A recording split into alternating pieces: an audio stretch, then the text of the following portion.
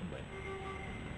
Филиппины манер хотын толугураак Ресми үндэсний эмнэлгийн судалгааны дагуулан NSP корпорацийн глюкозын болон хондрочины 2 хоногийн турш хэрэгжсэн артриттэй хүмүүсийн 92% их шаардлагатай байхны дүгнсэн байдаг.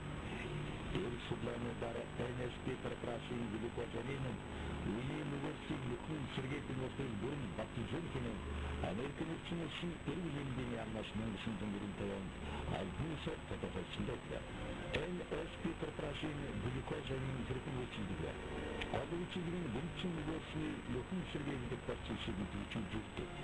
Үнэслийг дарж үргэлжлэх манжа. Үйлчлэгчийн яшиг хайдаг. Дархлааг шийдвэрлэж үйл дахин үргэлжлэх хамгаална. Үүний орчны цэцэрлэг төлөвийн дэвсгэрийг төлөвлөж жүжиг. Нөгөөсний эдийн бодисын солилцол шийдвэрлэж ахин гэмтэх ширхэг. NSP корпорацийн хондрочны хэрхэн үйлчилдэг вэ? Нөгөөсний эдийн шинжлэх ухааны чадрыг дэвшдэг. Шингэн бодисыг зөвөргөж хатуусан нөгөөсийг зөвлөдөг. Нөгөөсний чиний дэвсгэрийг хуучны эдийг үргэлжлэх хамгаална. Үүний өвдөлт хавдрыг намда. Глюкозамины Очны айлгуулах хэрэгцээний хэрэглэсэн элүүсэн өрнөлөөтэй хэрвээ үе хүмүүсийн нөгөөсгөө болсон бол тэнд нөхөн сэргээгдээд юу ч үлдээгүй гэдгийг анхаарах хэрэгтэй.